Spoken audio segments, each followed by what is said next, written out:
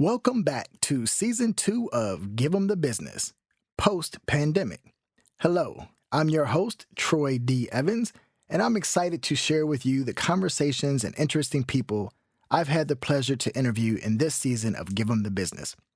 If you like what you hear, please subscribe to the show and leave us a comment on social media at Give 'em the Business Podcast. I didn't have the capital. I didn't have the people. I didn't have the processes. And I sure didn't have the intelligence. And I damn near crashed. I went all the way to the bottom.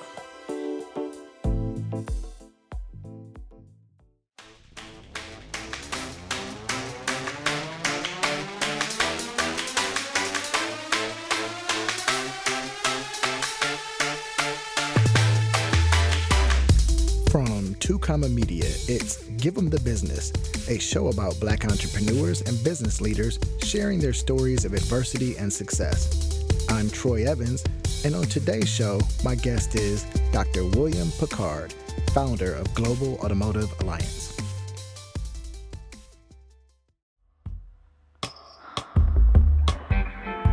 During the 1970s, a sign of the times was a rare and unique opportunity where corporate America was actively seeking Black business-minded individuals to take a risk and become entrepreneurs and help diversify the manufacturing supplier pool. If you were bold, fearless, and crazy enough to believe that you could be one of the first Black business owners in a particular industry, then the moment was ripe to be seized. And that's exactly what Bill Pickard did when he launched Global Automotive Alliance and became one of the most successful Black business people in the history of America, with annual sales of over $500 million. But Brother Bill didn't start off planning to conquer the automotive business world. He was just a man of the people, fighting for the rights of the Black citizens of Cleveland, Ohio.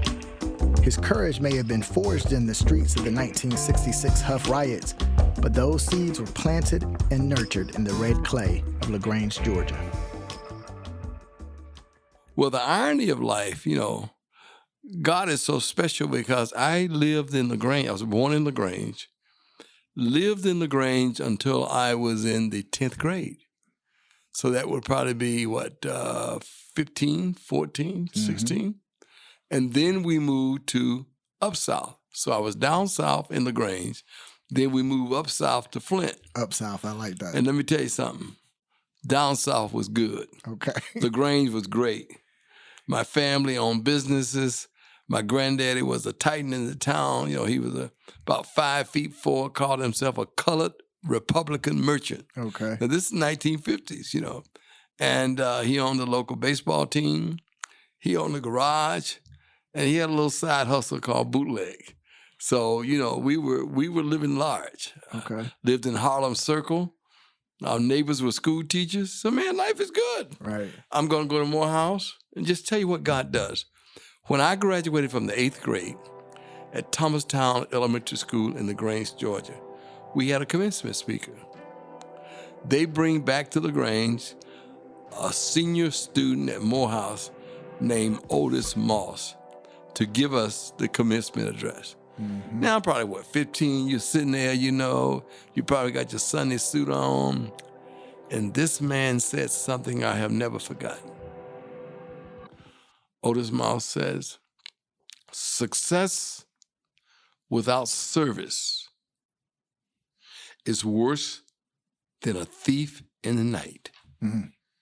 So if you become successful, and if you don't service the people, the community, and the God that help you become successful, you're worse than a thief. I have never, ever forgotten that one. Well, he is known for dropping some jewels. I like to think that I pull, good information and role model examples from various people that I interact with. But growing up, he was one of my role models that I really looked up to and really admired. When I went, so I was going to a predominantly Black suburb school in Warrensville Heights, Ohio, which I'm sure you're familiar with. And my mother got married and we ended up going to Orange High School, one of the most wealthy public school districts in the state of Ohio.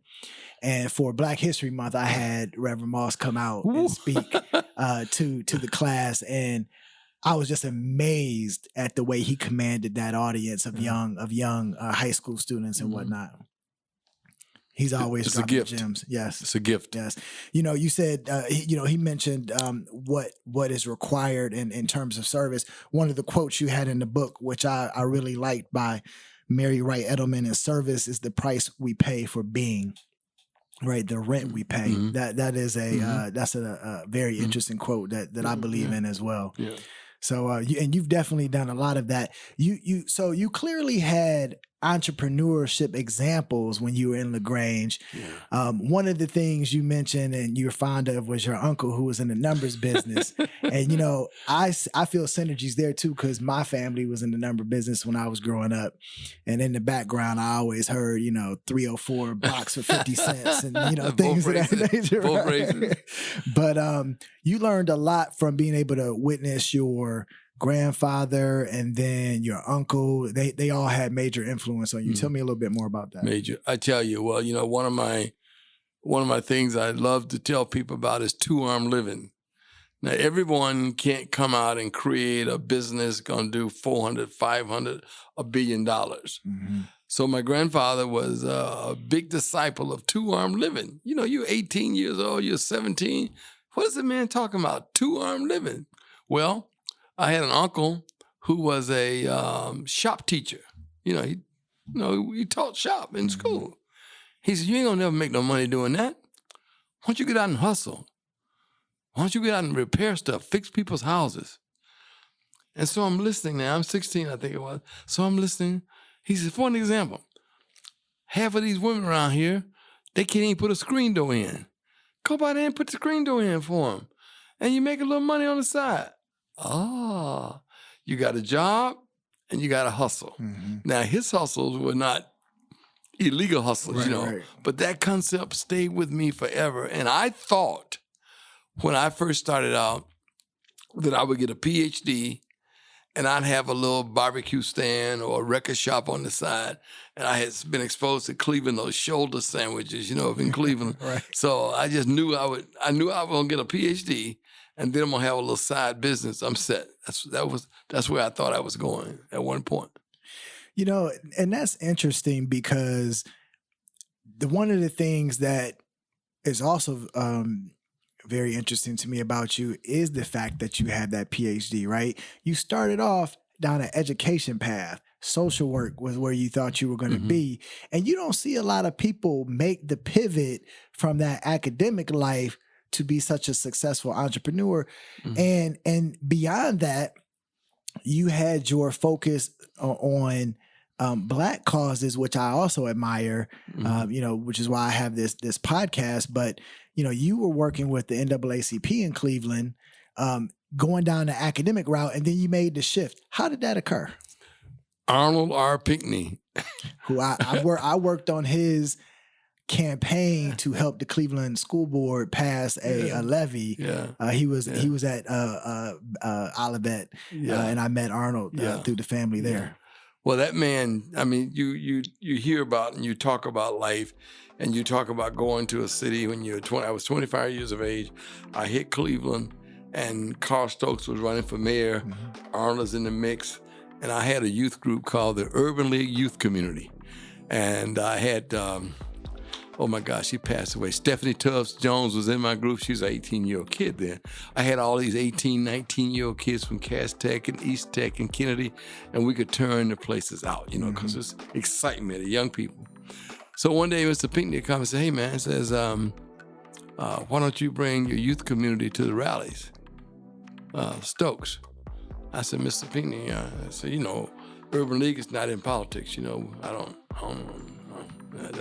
I don't think we can do that. He said, "You take care of the kids, I'll take care of the politics." Okay. We became known at night, Young Folks for Stokes. Okay. Leonard Tate. We would turn those rallies out, man. Right. And so that got me into the politics. So then Carl wins. He becomes mayor. So Pinckney comes to me and says, "Hey, now I'm 26 years old. What do I know?" He said, listen, you got something special. He said, you want to go to City Hall and work for the mayor? I said, no, sir. I don't want to do that. He said, what do you think you want to do? I said, I don't know. I think eventually I want to get a little business and keep doing what I'm doing, but no, I don't want to do that. He said, okay. This is the God's truth. He called me 2 weeks later and says there's a job open for the NAACP executive in Cleveland, and I think you should apply. Man, I'm 27 years old. Right. What do I know? What do I know? I applied. The search committee chair was Charles Perry. Who I know also. That was his business partner. It's Pinckney Perry Insurance. I got the job. Right. And man, I hit the town at the right time. Stokes is mayor. Black folks are strong. And the NAACP and the civil rights movement is moving. And then along come McDonald's boycott.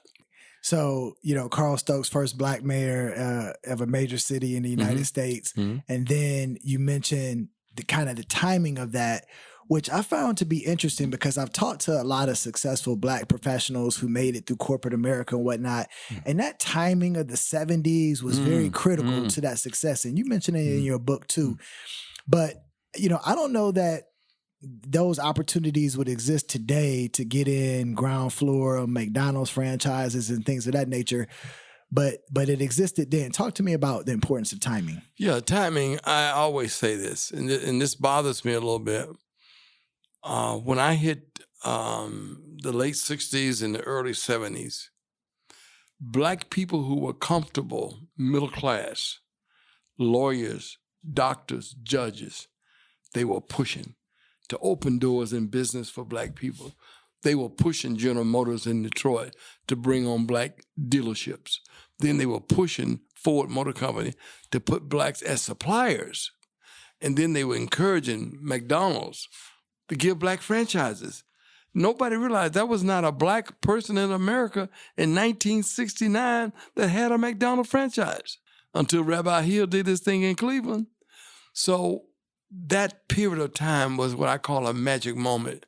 And what I worry about, my generation hasn't been as activists and keep pushing those doors and opening those doors.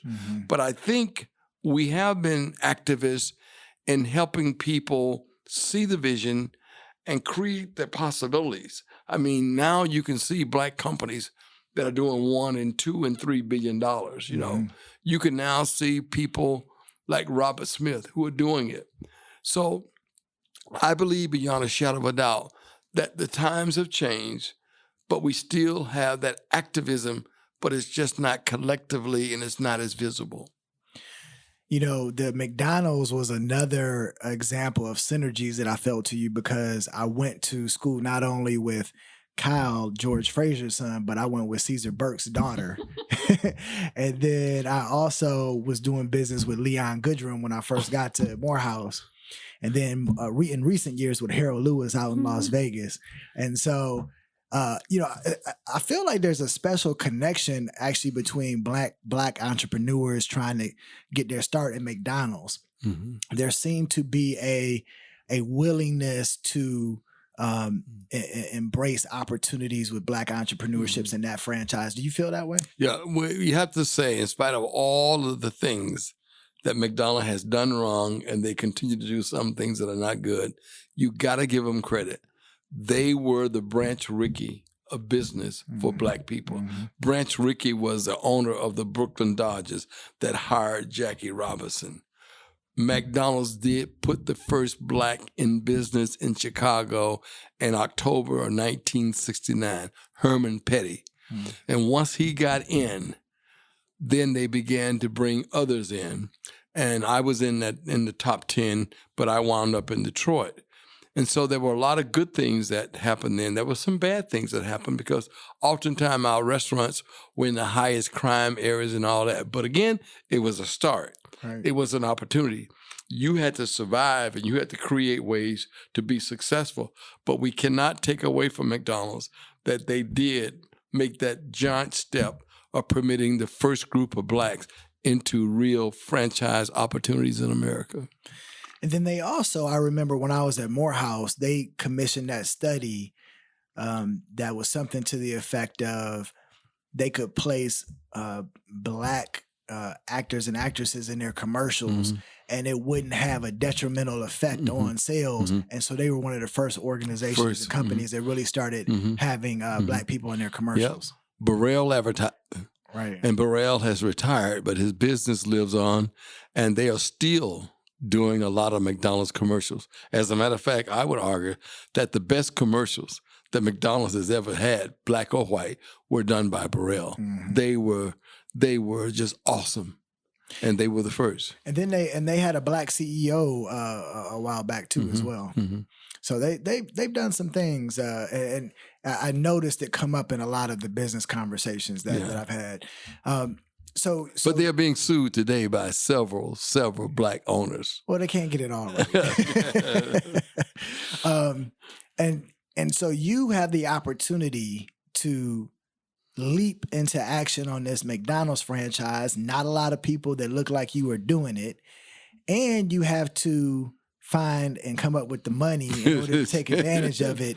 And one of the things that I've struggled with, that I know a lot of black business people have struggled with, that you say in your book should not be an obstacle, is the finance option. Yeah.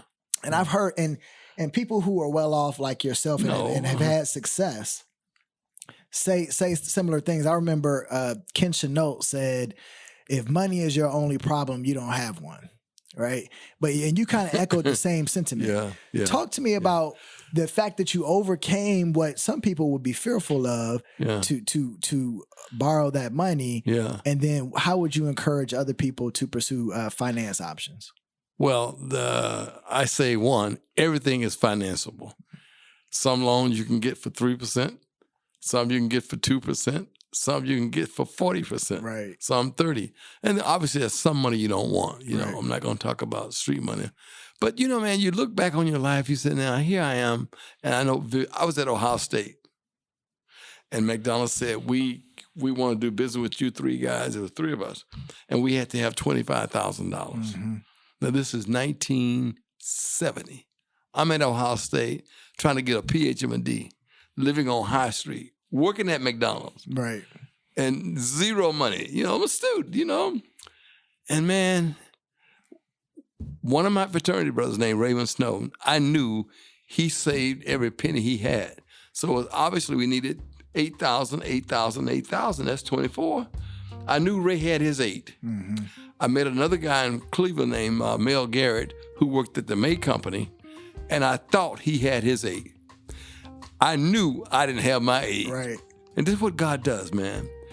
So one Sunday, I live on High Street, right by Lane, and I decided to go to the Alpha fraternity meeting, Kappa chapter in the old student union.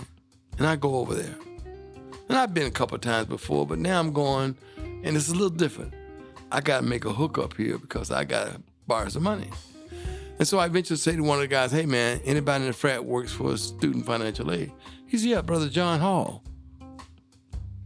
Yeah, John Hall works over there. He's getting his doctorate. He works in student aid. I go over at the meeting, talk to him, tell him, I said, man, I don't tell the truth. I need to borrow some money to finish up my program. He said, what do you need? I said, $10,000. He said, you got any debt? I said, no, sir. He said, meet me in my office on Tuesday. I go over there on Lane, right in front of the Ops Hall, and this man loaned me $10,000. On the spot. $10,000. Now, I must admit, if he had done that 4 years earlier, I'd have brought me a nice Cadillac convertible, you know. But at that moment, I knew that was my ticket to McDonald's. Right. Now, you say, well, Pickard, how did you know that, man? God has a way of telling you what to do. And I believe this, though. If I had not gotten it there, I would have gotten it somewhere. And I probably would have borrowed it from somebody and would have had to pay it back, and therefore would have had to probably wind up giving them a percentage of my business to get the loan.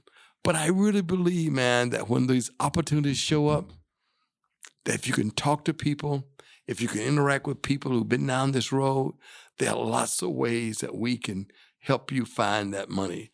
one of the secrets I used, I learned this in Cleveland from Jim Haynes and Rita Haynes at the Mount Sinai Credit Union. These people sit up in the Lancers every day driving them new Cadillacs and got on $500 worth of clothes. They ain't got no money saved up. But you find them people at Mount Sinai Baptist Church who work in the post office. Mm-hmm. They've been saving money for years working at the post office. Them teachers who are now counselors and principals, they've been saving money for years. If you can tap into that equity fund, you can get some money. But them brothers in Lancers, they ain't got no cash. Right. It's all show, no dough. Right. I still believe that. You got to fake it till you make it. It's all show. Right. And so did you have any fear that you had to overcome when you were getting ready to make that first leap? Or did you have the faith that you talk about in your book from day one? And I had been through Cleveland. Mm-hmm. I had been through the riots of Huff. Okay. I was out in the street at night. We got Carl Stokes to pull the white policeman out, and the black community went in. Now here I am, 27 years old, don't own nothing. I'm out here in Huff telling brothers and sisters, be cool, blah, blah, blah, blah, blah. I don't own a house. I don't own a car. I ain't got no money. What am I doing out here? But that was a commitment. Right. It was a cause. So when you go through that, man, you don't feel very much. And when I got to Ohio State, it was like, whew, I can relax. Right. Think about this. You're 27 years of age. You're running the NAACP. You got to raise money for payroll. You got to pay the bills. You got to pay the employees. And then you got to fight for civil rights. Mm-hmm. At the Urban League, you don't have to raise no money. United Way just gave you the check every week.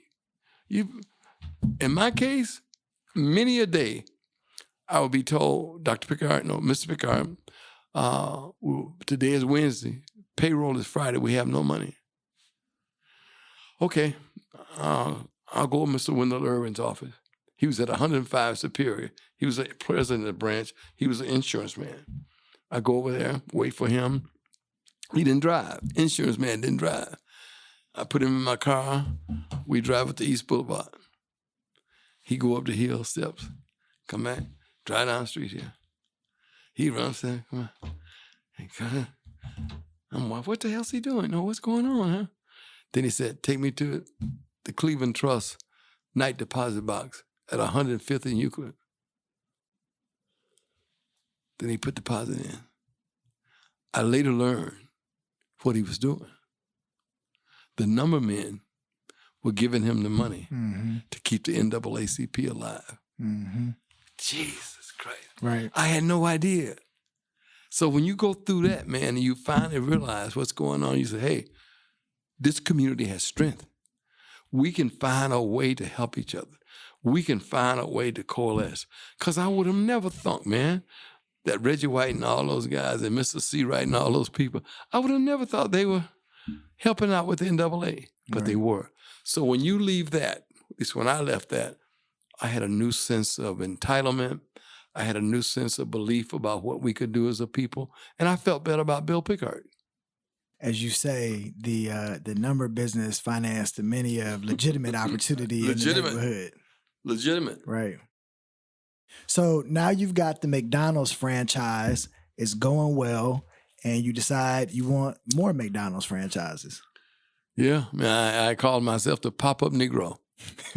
I had a PhD. I was lecturing all over the country for McDonald's on how to treat people. And I just knew I was it. Whenever they needed a Negro to pop up, I raised my hand, I popped up, Right. And they built the restaurant, a brand new restaurant, right near where I live. I lived in an area that was about like Shaker Heights, one of the few blacks out there in an apartment. And they was going to put that restaurant. I knew the pop-up Negro had it. Right. Pop-up Negro didn't get it. That's okay. You made your decision. Now I'm going to make mine. Mm-hmm. And I started looking at other opportunities. At that time, I had 5 restaurants. I eventually had 9. But by that time, I was in automotive, newspapers, casinos, you name it, because I pivoted. Right. I didn't get mad at McDonald's and curse them out. I got mad at McDonald's and made my own plan. Right. And I don't know why I didn't do what a lot of people did in that era of blacks. They get mad with McDonald's and go out and start a little Bill's sandwich shop. I didn't do none of that. This is a good thing, but I'm going to pivot and get into something else. And God, I mean, what is the possibility of me with a PhD going to walk into Ford Motor Company and tell them I want to be a supplier? Right. Somebody says, let's try it. Now, before you made the pivot, did your partners, were they still with you on the additional McDonald's, or did you go solo? No. What happened, God stepped in again. One guy was Dr. Raymond Snowden. He was my closest friend in the world. We had gone to Western together, and he was a social worker. He had gotten his PhD much like I had. And, we worked in the business, and he died of a heart attack. And when he died, again, I have no brothers or sisters. This guy was like everything to me. And I'm now saying, can I do this? Because Ray took care of all the books. He was a finance guy. I was a people guy. And the other guy was an operations guy. And the other guy, I love him, but he couldn't lead a parade down a hill. So I remember, man, vividly, I took a long drive, about 5 hours, just trying to ask myself, can I do this financial thing? Can I keep this thing going? And McDonald's helped me make a decision because they called us in and said, look, you get 2 restaurants. They gave his wife, the one that passed 2 restaurants, and they gave Garrett 2 restaurants. So my problem is solved because now I only have 2 restaurants to worry about. And I know I can handle at least 2. And then I started building all over again. After the break, how does Dr. Pickard pivot from the safe haven of the franchise formula to the lucrative land of corporate acquisition? I'm Troy Evans, and you're listening to Give 'em the Business. Give 'em the Business is sponsored by Oasis Vacations. You deserve the luxury vacation of your dreams. Don't leave your travel accommodations to chance and take the worry out of your next destination vacation. Be well traveled and visit vacationwithoasis.com.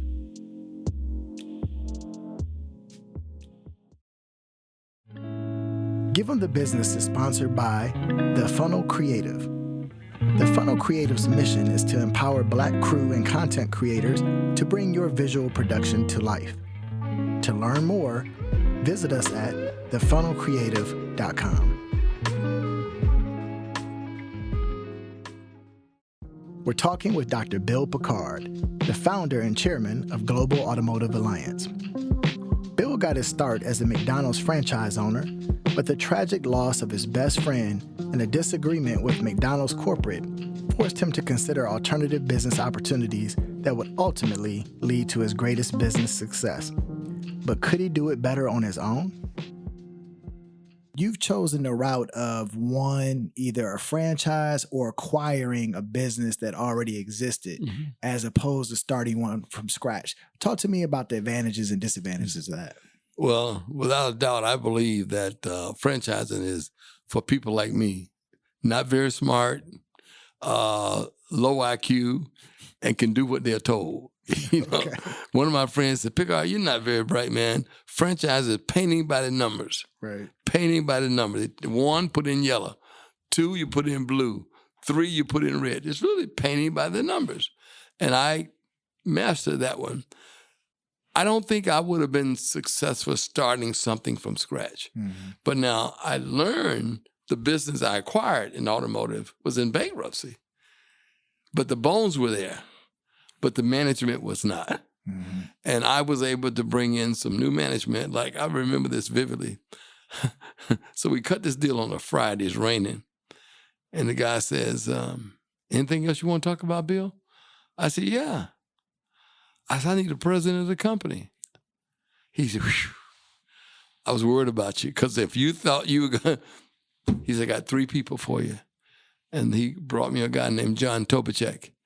And Tobachek and I went to work. He took care of the inside. I took care of the outside. I had to go grow the business, get the money, find the people, and grow. And we did it unbelievably well. And you acquired 51% of that was Regal Plastics. Regal Plastics.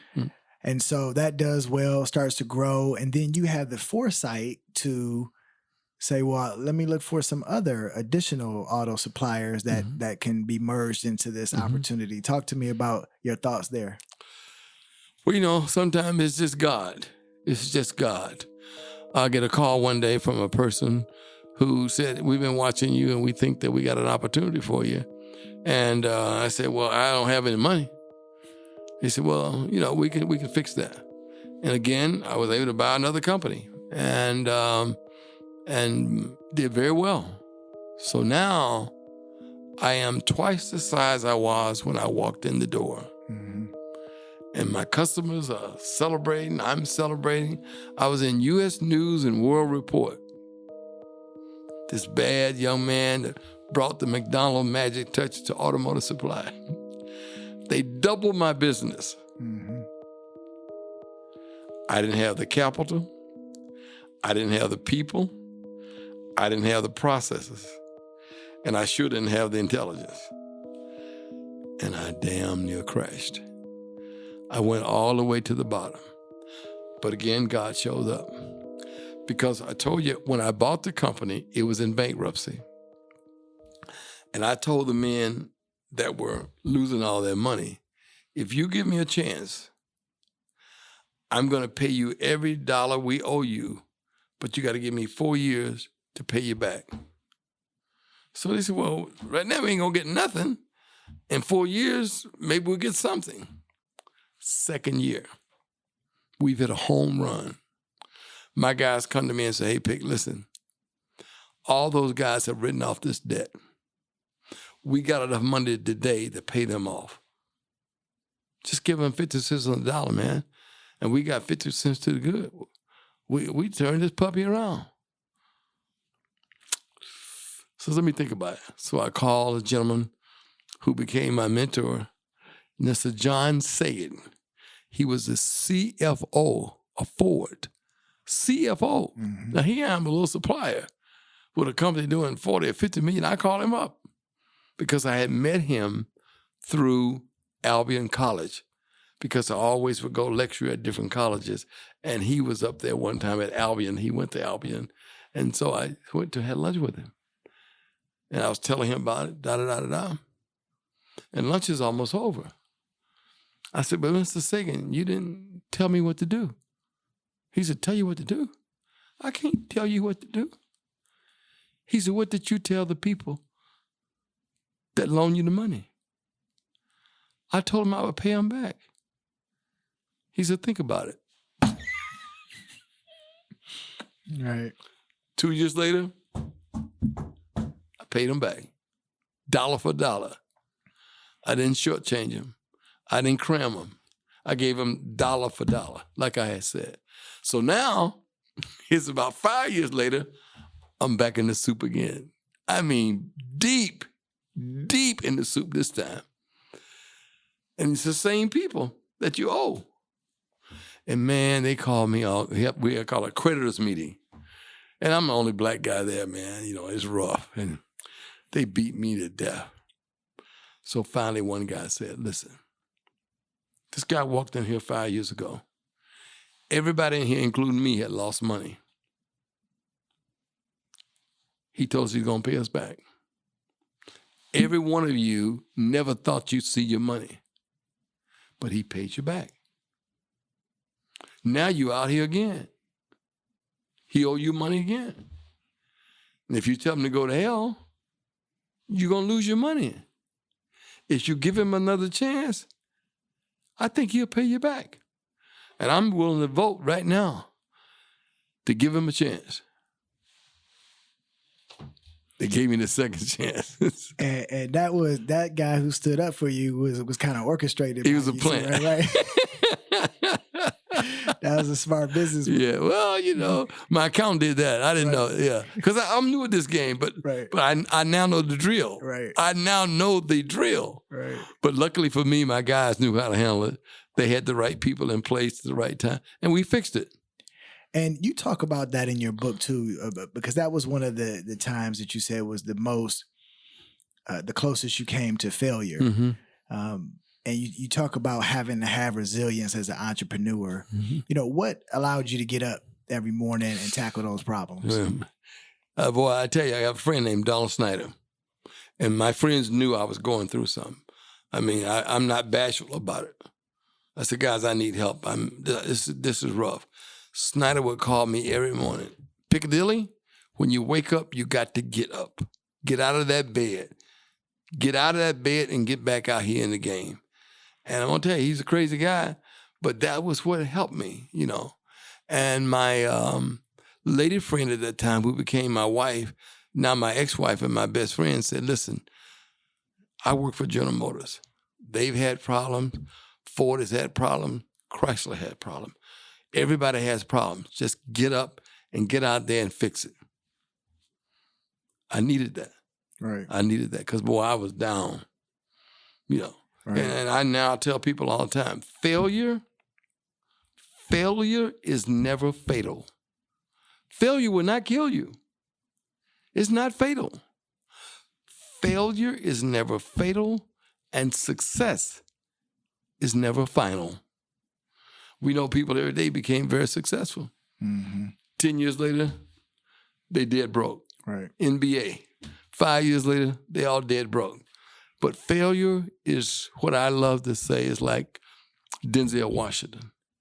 If you get knocked down 9 times, you got to get up 10 times. And you got to keep getting up. Because if you don't get up, the game can be over. Right. But I try to tell people all the time, I failed at college, math and science, but I just kept going. I changed my majors. I couldn't pass the chemistry, so I changed the social work. Right. Come on now. Right. There's a way. There's a way. Right.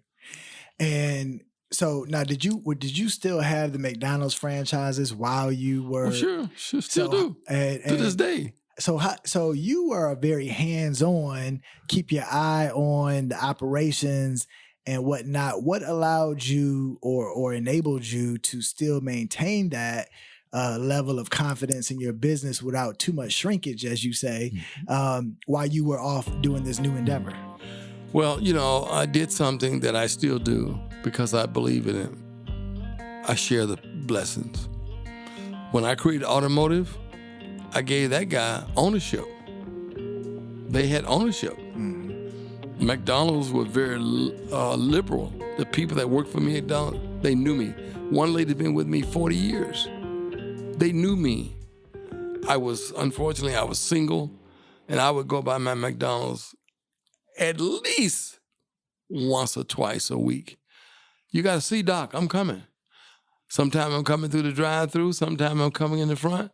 And I'm spending my own money. I ain't using no gift certificates. Spend your own money. I consciously wanted people to see me there and to see me involved in my business. But the automotive, I gave up equity and brought in good people that could help keep that in the road. Because my job there was primarily marketing and sales and trying to get the relationship with the customers. Mm-hmm. I say there are 3 aspects of this business, any business. Simple. There's a finder, there's a minder, and there's a grinder. Mm-hmm. The finder got to go out and find this business. I got to go to Ford, Toyota, General Motors, Honda. I got to find it. Then I got to put it over the fence and give it to my grinder, the engineers, the process people, the technology people. Then they got to put it all together and give it to Pookie, who's a grinder. You got to hope he shows up on Monday morning. Mm-hmm. So the finder, minder, grinder. Right. And so while this is going on, you've mentioned a couple of times the young lady who would eventually become your wife and is now your best friend. Mm-hmm. Talk to me about the complexities of managing a relationship while trying to get a business off the ground. I didn't do well in that area of my life. I'm an only child. I probably focused a little bit more on business than I should have. I probably missed some good relationships, some great relationships. But, you have to make a decision. And I wouldn't suggest I have a daughter who's 28 now, and I try to tell her, Mary, you're a great lawyer, but you don't want to wind up like your dad. I don't have a significant person in my life right now. And I believe very strongly, though, the bad news is, man, I would do what I did over again. I was driven not so much by money, but someone asked me at Georgia State, I was with Cassius Butts, and a young white girl raised her hand. She said, well, now you all this and all of that, but when you first started out, what was your goal? And man, it almost brought tears in my eyes, because my first goal was to get my mama a house. And I bought my mama 3 houses before I had 1 house. 3. And now, she would have said to me, boy, it doesn't take all this. Take some time and develop a relationship. I want grandkids and all that. But I was focused on, and it wasn't the money, but I knew that was a magic moment. I knew that these opportunities were not going to last forever, and they did not. Mm-hmm. A lot of them are gone. I was at the Vanguard, and Detroit was different than Cleveland, and Cleveland was different than Atlanta, and Atlanta was different than Charlotte. I would say Detroit might have been the #1 city for black business people between 1980 and the year 2000. If you don't believe it, go get Black Enterprise and look at the top 100 companies.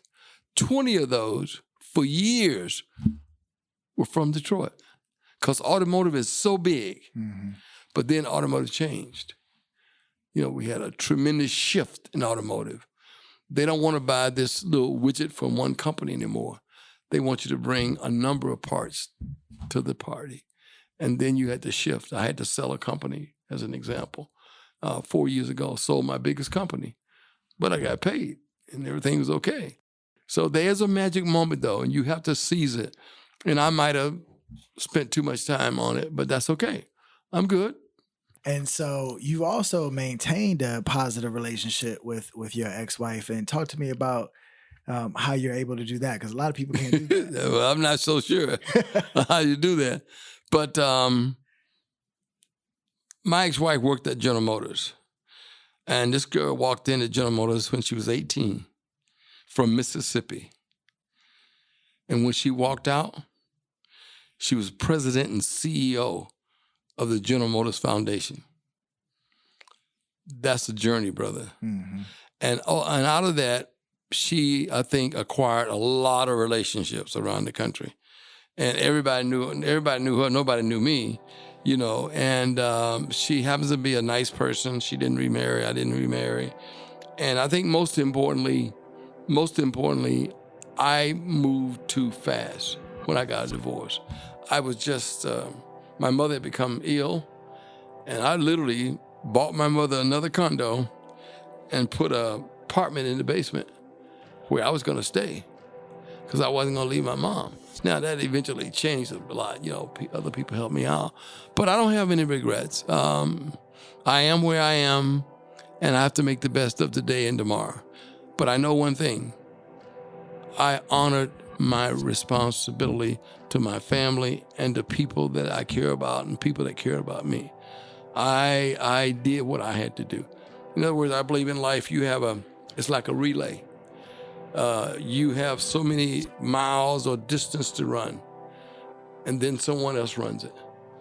Well, in my life and my family, God gave me this opportunity. And I took that baton, brother man, and I've gone up the hill. Now, my daughter and my people in my business got to take this baton, and they got to run their leg, because I did my leg. And my mother lived long enough to see what I built. She saw it, mm-hmm. and she benefited from it. And my daddy saw some of it. Now, he didn't see as much as my mom did, but my mom saw the stuff and the whistles and the houses and the cars and the stuff.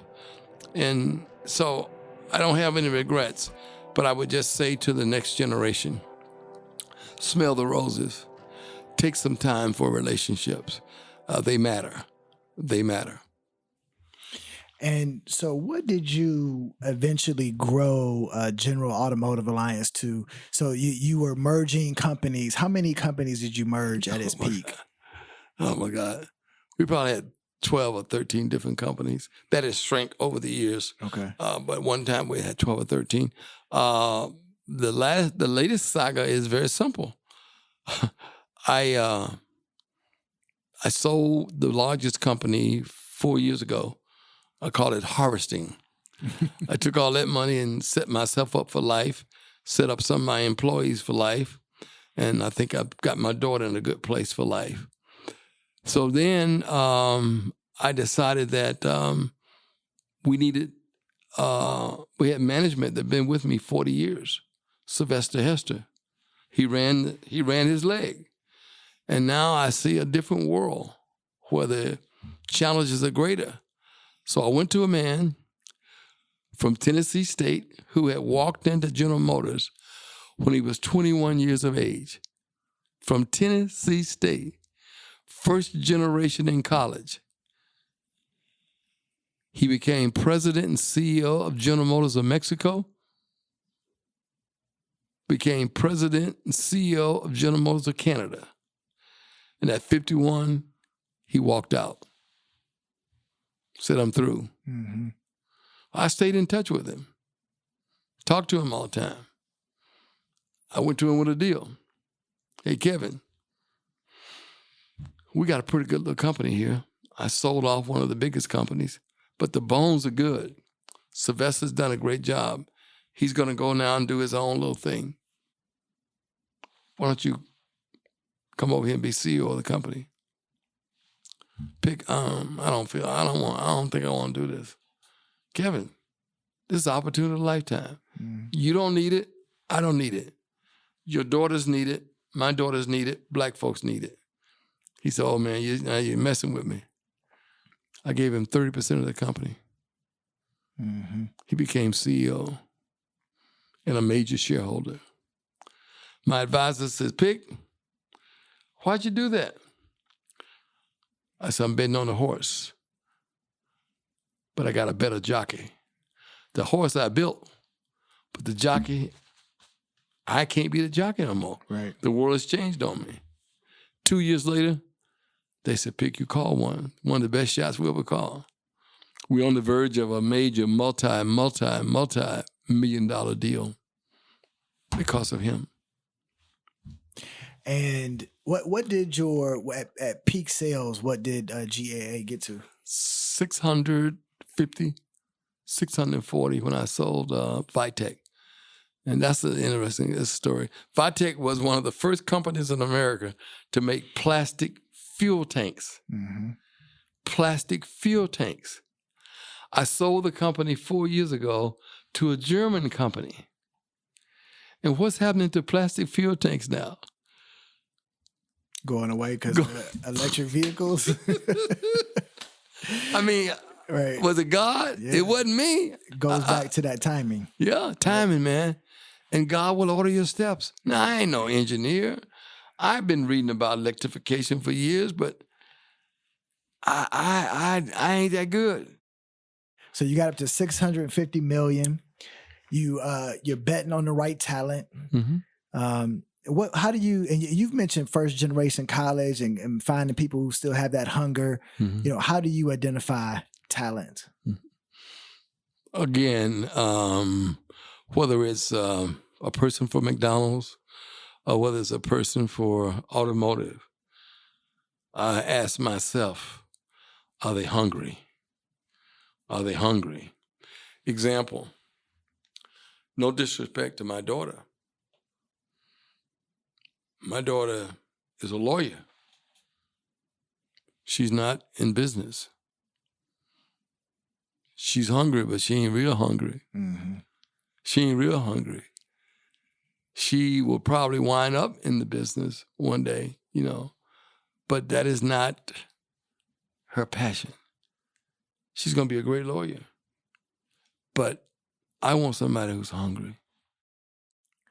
It's hard, and it's hard to teach that hustle. Yeah. Because I struggle now. Right now I'm battling with good is the enemy of great. And what I'm trying to instill in my children is the the hunger and the hustle that I had. I used to take the Greyhound bus down from Cleveland to the AUC when I was in 9th grade and 11th grade. And you can't walk onto a Morehouse campus or AUC campus and not immediately get hit with the hustle. So I learned all types of lessons from Otis III and others who were already there ahead of me. Mm-hmm.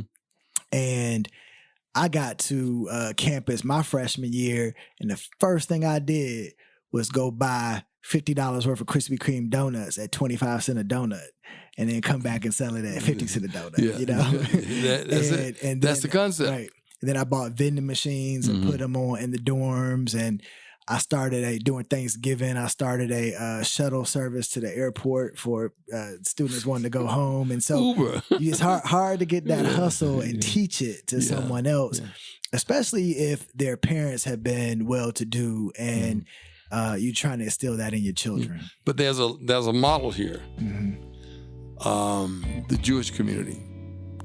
No matter how much, that next generation still comes out hungry. I don't know how they do it. I think a lot of it is a synagogue. I think a lot of it is the Hebrew schools, and a lot of it is the culture. You know, so we, you know, as an example, you might have saw on TV the other night, a young man in Oklahoma was talking about Tulsa, and he was in high school, and the teacher was talking about Tulsa used to be a big black community. Right. He said, no, I lived there all my life. I went to school there. I never heard about it.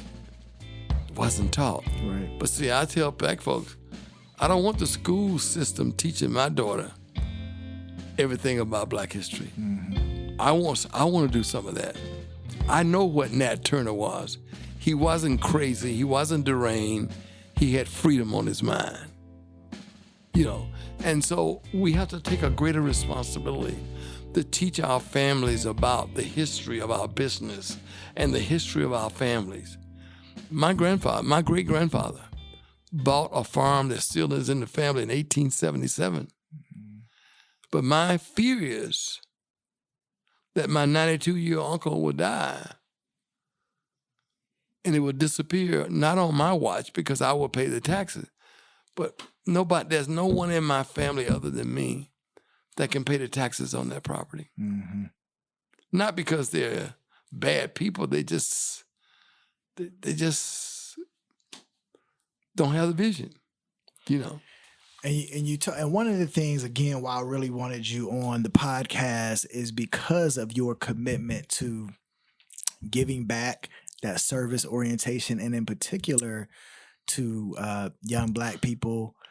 You've never been afraid to share your knowledge or to lend an ear. Talk to me about the importance of reinvesting in that next generation, as you just mentioned. Yeah. Well, again, mine was, I had a grandfather and a community in LaGrange and a community. In Flint, I had examples, though.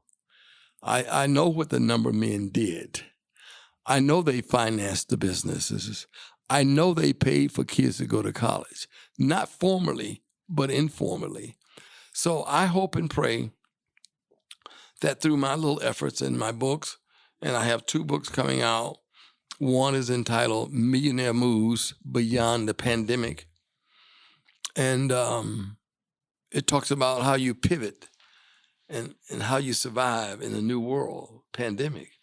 And the other book is entitled 100 Outstanding African-American Business Success Stories, 1850 to 1950.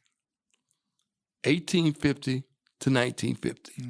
Now, I'm not throwing shade, but black college has been in existence over 100 years. Is there one black college in America today that has a course entitled The History of Black Business in America? Well, you know what? I know you don't need my help, but I'll tell you what, when those 2 books come out, because your first book was so good and inspirational, and I see the reason, give them the business, going to purchase at least 100 of them so we can send out to our listeners and whatnot, because that wisdom is going to be greatly needed, and we appreciate you putting pen to paper. Before I let you go, what would you want to say to the up-and-coming entrepreneur who's getting ready to decide between that steady paycheck and that risk that he's thinking about taking on? What would you say? I would say plan well, plan carefully, read. You don't have to do it all in one day. There is a concept called two-arm living. We talk about the side hustle today. There's nothing wrong with starting out trying to see how to make this thing work. And I will say this, I say it all the time. There's an African proverb that I love. It says, if you want to go fast, go alone. If you want to go far, go with a team. I believe in teams. I talk about my posse in my book. I'm not a smart guy, but some of my guys in my posse are smart as heck. And I believe in teams. I believe in working together, and I believe in sharing the blessings you get. So I hope and pray we must produce more business people who can produce major business that can employ our people. Now, I'm not opposed to the guys and ladies who got 3 or 4 employees and they're doing well and they're riding around in their Lexus and all that. I ain't mad at you. But I want some people to produce 4 and 5 and 700 jobs. We got to employ our people. And we do that primarily through having our own industries. Now, I hire white. I got white people working for us. We don't just hire black people. If you're an engineer and you can help us get this part out cheaper, come on, talk to me. But we are intentional about the fact that we have to hire black people also. But I ain't hiring poo-poo that can't help me deliver the product to the customer. But I will give him a chance to come in the door. And if he does what he's supposed to do, we'll have an outstanding person one day. So it is a process. It's a process. But it's not rocket science. No disrespect to white people. They're not all smart. They don't have any magic formula. This is hard work then. First is hard work, no doubt about it. Then all these other things, relationships, timing. But it's hard work. And there's nothing nobody on your podcast listening to us cannot do. I have a very simple saying, and I'll close with this. The world is not fair, but God is. The world is not fair, but God is.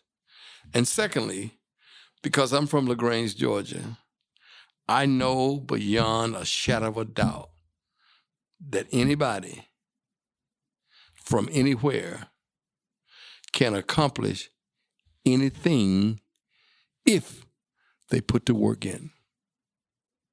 If they put the work in. That's Drake, not Bill Pickard. Well, we appreciate the hip-hop reference. We appreciate you taking the time. Dr. Pickard, thank you for giving them the business. That's Dr. William Pickard, founder of Global Automotive Alliance. If you want to learn more about his story, please be sure to check out his book, Millionaire Moves. If you would like to hear more about the Black entrepreneurs and business leaders who have made an impact, make sure to subscribe on Apple Podcasts or wherever you listen to your podcast. Also, make sure to follow us on social media at Give 'Em the Business Podcast. And if you want to send me a message, you can find me at I am Troy D. Evans. Give 'Em the Business is produced by 2 Comma Media. Thanks for listening, and remember to Troy harder.